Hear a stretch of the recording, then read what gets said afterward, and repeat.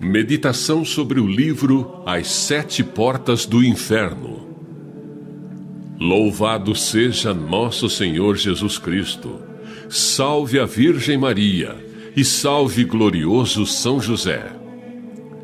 Demos graças ao nosso bom Deus pela fé recebida, pela graça de sermos católicos conservadores e sempre lutar pela tradição da Igreja, que foi fundada pelo nosso Senhor Jesus Cristo na Palestina no ano 33. Nossa missão é alertar as pessoas da grande tribulação, esse templo de que a Igreja institucional é a parte visível, mas cuja realidade é o corpo de Cristo, de que os cristãos são as pedras vivas. Este templo de Deus vivo está agora a ser sacudido por um imenso sismo, que faz vacilar cada uma das suas pedras e até os fundamentos. Estão retirando o sacrário do centro das igrejas e colocando Jesus na lateral, que refere-se à destruição do templo, que o profeta Daniel escreveu sobre a abominação da desolação, onde o inimigo de Deus quer levar as almas para o inferno. Que a leitura deste livro, As Sete Portas do Inferno, desperte no coração do leitor um grande amor a Nosso Senhor, à Virgem Maria, à Igreja Católica e a todos que defendem a sua tradição. Quem perseverar até o fim será salvo. São Marcos 13:13. A perseverança é fruto da oração, porque é por meio da oração que a alma recebe as ajudas indispensáveis para resistir aos assaltos do demônio. Santo Afonso Maria de Ligório escreveu: quem reza se salva, quem não reza se condena. Nas aparições da Virgem Maria, ela tanto insistiu dizendo: rezem, rezem o Santo Rosário, porque é a arma mais poderosa contra os ataques do Satanás. Hoje, a maior parte da humanidade não acredita no inferno e na existência do demônio. Mas nós sabemos que o inferno existe. A verdade de sua existência é um dogma. Tão certa é a existência do inferno como é certa a existência de Deus. Eis algumas provas da existência do inferno na Sagrada Escritura. E ao servo inútil, lançai-o nas trevas exteriores. Ali haverá prantos e ranger de dentes. São Mateus 25:30. Então dirá também aos que estiverem à esquerda: apartai-vos de mim, malditos, para o fogo eterno, que foi preparado para o demônio e para os seus anjos. São Mateus 25:41. São Francisco de Sales disse: os condenados estarão no abismo do inferno como desventurados habitantes dessa cidade de horrores. Santo Afonso Maria de Ligório disse: aquele que entrar uma vez no inferno jamais sairá de lá. Quem vai para o inferno? Vai para o inferno todo aquele que morre no pecado mortal. Para quem se encontra em estado de pecado mortal, o inferno começa imediatamente após a morte. Por isso, leia este livro e veja se você não está cometendo um desses 7 pecados. Primeiro, a impureza. Segundo, o furto. Terceiro, a profanação do dia do Senhor. Quarto, a embriaguez. Quinto, a má educação dos filhos. Sexto, o protestantismo. Sétimo, o espiritismo. Quantas e quantas pessoas que estão cometendo esses pecados, talvez por falta de conhecimento ou de um orientador. Jesus nos alertou na Sagrada Escritura dizendo: entrai pela porta estreita, porque larga é a porta e espaçoso o caminho que conduz à perdição, e numerosos são os que por aí entram. São Mateus 7:13. Muitos serão os chamados e poucos serão os escolhidos. São Mateus 22:14. A maior vitória do diabo consiste em convencer os homens de que ele não existe. Muitos padres e bispos também não acreditam mais na existência do maligno. Quase nada mais é pecado. Tudo é liberado. Não se tem mais temor de Deus. Talvez muitos, ao lerem este livro, possam mudar de vida e pedir perdão a Deus dos seus pecados e virem a trabalhar para Deus. Jesus precisa de mais operários, ceifadores, como está escrito na Sagrada Escritura. A messe é grande, mas os operários são poucos. Satanás é ambicioso e mentiroso. Ele tentou enganar o próprio Filho de Deus, dizendo: se és o Filho de Deus, transforma esta pedra em pão. Se és o Filho de Deus, lança-te daqui para baixo. Eu te darei todos os reinos do mundo, se prostrares no chão para me adorar. Uma solene mentira. O demônio nunca foi dono do mundo e promete esse mesmo mundo a Deus, seu Criador. Uma mentira e um roubo. Prestem bem atenção no que está escrito sobre a tentação no deserto, no último versículo.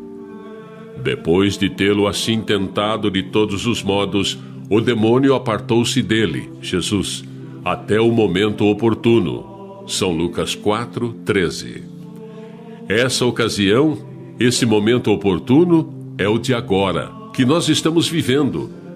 O demônio está agindo, principalmente na igreja.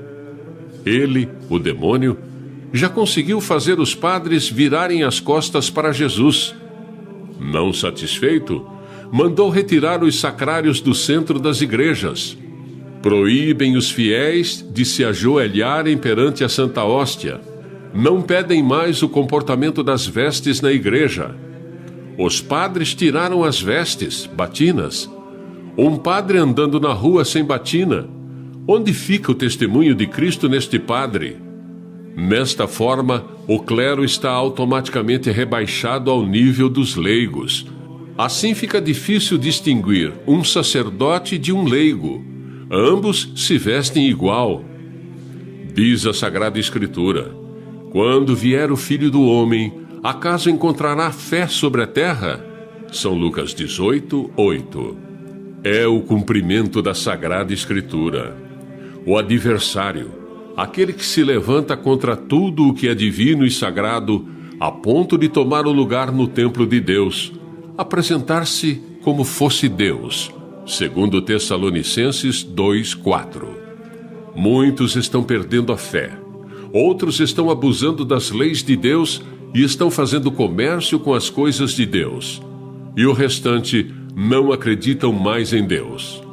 Assim, completa-se aquela passagem da Sagrada Escritura: muitos serão os chamados e poucos serão os escolhidos. São Mateus 22:14. A Sagrada Escritura narra no Antigo Testamento: a fim de que se saiba do levante ao poente que nada há fora de mim. Eu sou o Senhor, sem rival. Formei a luz e criei as trevas. Busco a felicidade e suscito a infelicidade. Sou o Senhor que faço todas essas coisas. Isaías 45:6-7. Deus não condena ninguém. Ele nos deu o livre-arbítrio. Ele nos deu seu único Filho. E esse seu Filho, Jesus Cristo, ele nos ensinou o caminho da salvação, dizendo: amai-vos uns aos outros, assim como eu vos amei. Mas os homens não o aceitaram. Preferiram crucificar o próprio Filho de Deus. Santa Teresa d'Ávila teve uma visão do inferno que a motivou grandemente a sua conversão e posterior missão de reforma da Ordem Carmelita. Também Santa Faustina teve uma visão do inferno. Nossa Senhora mostrou o inferno aos pastorzinhos de Fátima, em Portugal, em 1917. Outros que tiveram experiência com o céu, purgatório e o inferno. Muitos estão esperando o grande sinal ou aviso. Para mim, o grande sinal de Deus são automaticamente você estará indo para o caminho do inferno. A decisão é sua. Deus ama o pecador, mas odeia o pecado. Leia com muita atenção este livro e ajude a divulgá-lo. Seja um apóstolo de Cristo. Todos estão observando que a humanidade está caminhando para um grande abismo sem Deus, e poucos querem mudar de vida e seguir o caminho da salvação. Preferem viver numa vida cômoda, sem se importar com a salvação da alma. Irá o homem para a casa da sua eternidade? Eclesiastes 12:5. Sabemos que a eternidade existe. Para os bons é consolador pensar na eternidade, enquanto que para os maus é sempre um tormento. O mundo está sempre querendo afugentar o pensamento sobre a eternidade, para viver mergulhado no seu pecado e na sua vida de prazeres. Mas esse esforço é inútil. O pensamento da eternidade é como o sol, que sempre brilha, ainda quando não queiramos ver. Padre Alessandrino Monteiro. Não adianta ninguém fingir ou fugir desta realidade. A eternidade é a casa que nos espera além túmulo. Cada dia que passa, vamos nos aproximando da eternidade, feliz ou infeliz, depende da nossa vida neste mundo. A eternidade inicia-se logo após a nossa morte. Eternidade no céu, eternidade no inferno, eternidade com Deus, eternidade com os demônios, eternidade feliz ou eternidade infeliz. A decisão é nossa. Que eternidade terrível será dos condenados, daqueles que jogaram as graças de Deus fora durante o tempo em que viveram aqui na terra, e ainda gabavam de sábios. Na outra vida, sofrerão eternamente naquele mar de fogo. Que eternidade triste! Quanto melhor fora não ter nascido do que ir para tão horrendo lugar. Eternidade feliz e eternidade infeliz. Qual delas você está escolhendo? Deus aponta para o céu, onde uma felicidade eterna será o prêmio da virtude. Aponta para o inferno, onde o pecado será o pasto eternas chamas, e deixa a sua escolha, uma ou outra.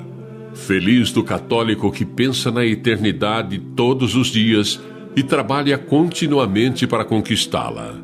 Não podemos perder um minuto de tempo sequer. Devemos escolher e trilhar o caminho do bem enquanto é tempo, para não chorarmos mais tarde dizendo, se eu soubesse. Padre Divino Antônio Lopes. Seja você um ceifador ou uma ceifadora desta obra da Palavra Viva de Deus, divulgando e evangelizando